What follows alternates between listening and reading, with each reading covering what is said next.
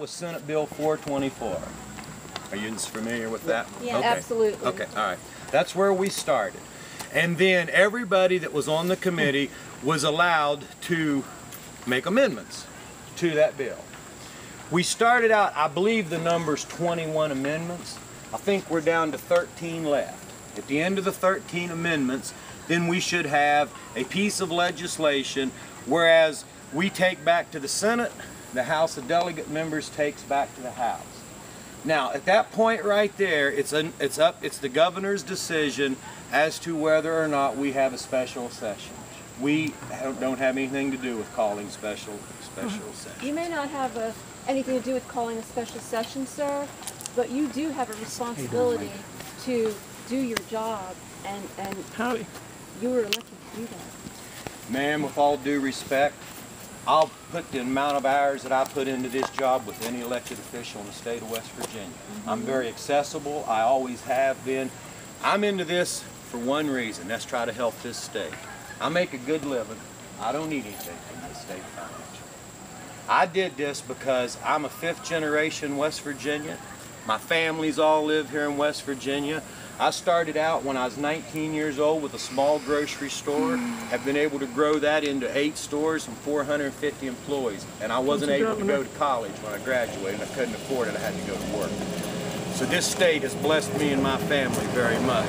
I do take offense to what you're trying to insinuate. You don't know me from Adam. I don't think that that's fair that you make an insinuate that I'm not doing my job. I'm just stating a public comment that was in the paper, sir. That's not a public comment. I think that was your comment that you just tried to make. There was a statement in the newspaper. You said you had to go back to do your business, sir. That's right. And if you've had much to do with the newspapers, you understand sometimes there's misquotes.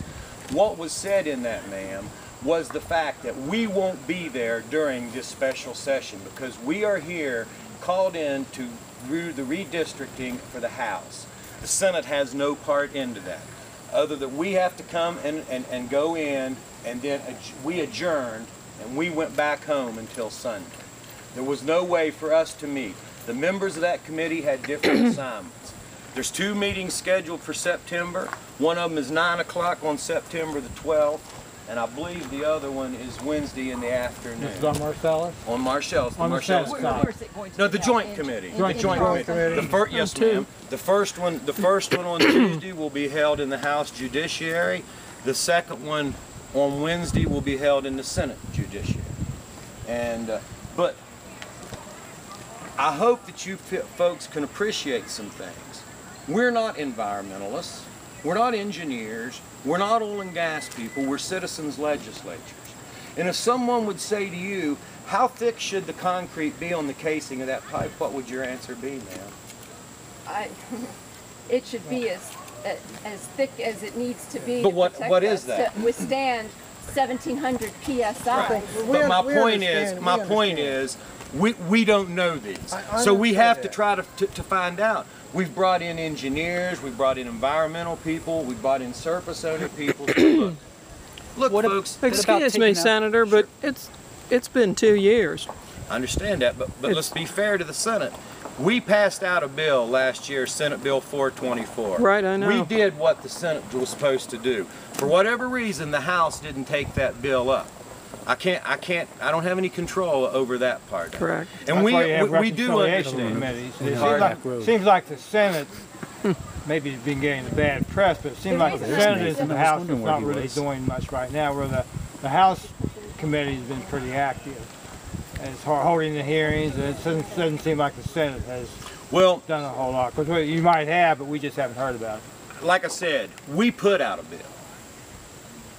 You know, we put out the weaker of the 2 bills. Yeah, you put out the weaker of the 2 bills. Well, but that's the bill you're working to now. I mean, it's your look, bill. folks, this thing is going to be perception.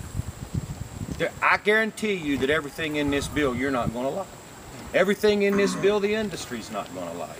Everything in this bill the surface owners aren't going to like. What we're going to try to do is come to as much middle of ground as we can.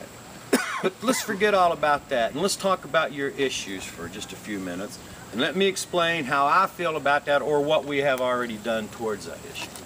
I'm concerned about the water, where they're draining water, and how Okay, now are you talking about withdrawing of the withdrawing water? and disposable both. Okay, let's talk about the withdrawing first. Our bill says that we will follow the rules of the DEP. That is the authority in West Virginia that as government that we use. And that's what our bill says, that they have to follow them. Now, as best as I understand that right there, the DEP has a map that works off a satellite, and it says during different times of year when water can be withdrawn and when water can't be withdrawn.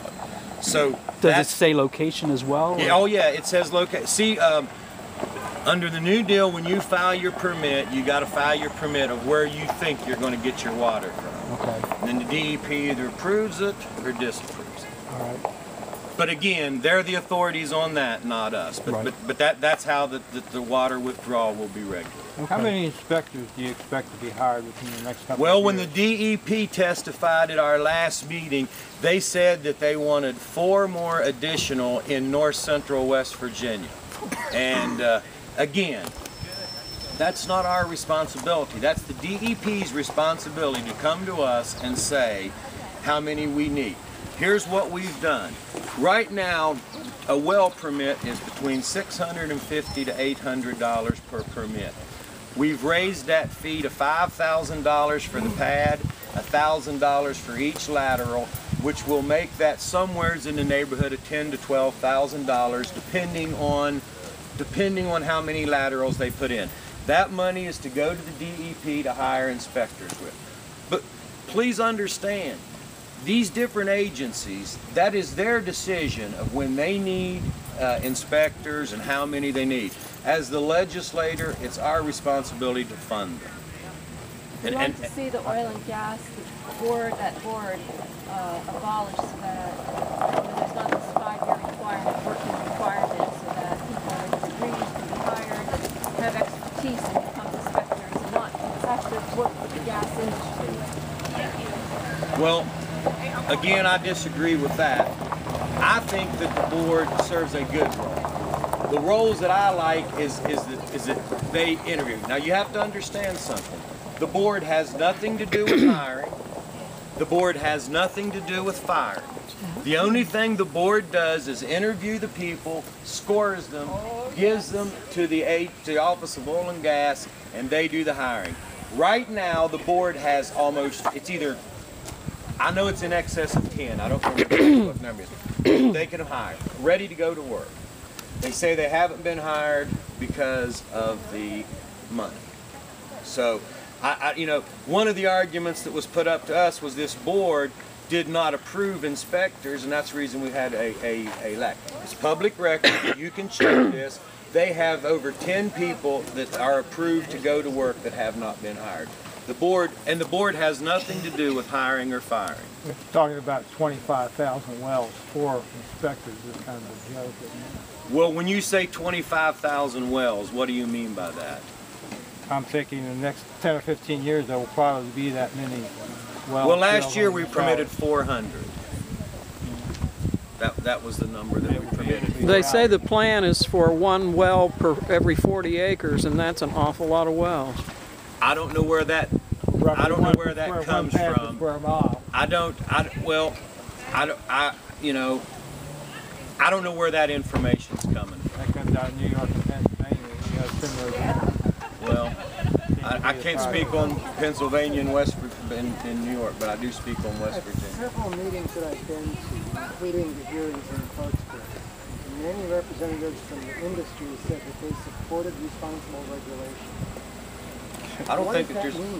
Well, I mean. What do they say? I'll tell you exactly what it means. Just like it means it depends on who you are. Okay. In other words, what I think's reasonable, she doesn't think reasonable. What she thinks reasonable, maybe I don't, and I'm not picking on you. But the point is, that's a nice word. It's hard to define. Are there particular provisions that they're opposed to? I haven't really heard any specifics of what they're against. I don't know it's as much opposed. They're just wanting direction. of what we need to do. And but see, a lot of these issues are not as simple as you would think. For instance, spacing of a well from a house. The law right now says 200 feet. Okay, we all know that's too close. But what is the right?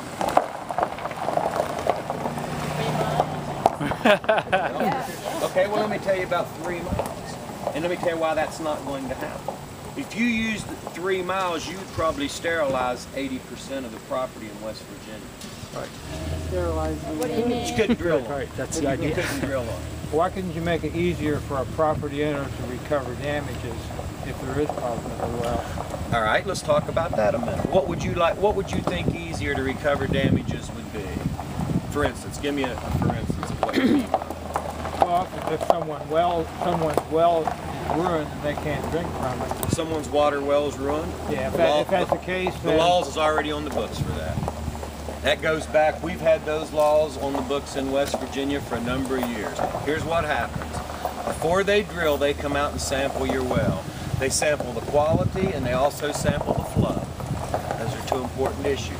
Because if they could ruin your well and not ruin the quality of it, but they could take the water, if you understand. So there's two things that they check. They check the quality of the water and the flow before they ever drill. Suppose with that, Well, they're saying, well, the surveyor didn't mark that. well, that's not really the surveyor's responsibility. I know, but who But if they is- don't, ma'am, if they don't under the law, because I'm a lawyer, then they lose the right, they lose some of their evidence to be able to come in and say they didn't damage your well. That's exactly It's their right. responsibility to come in and test it and prove that it was good. And they're the ones or that's going bad to want to do beforehand. it. It's for their own Well- The protection. burden's on them. Yeah. But getting something done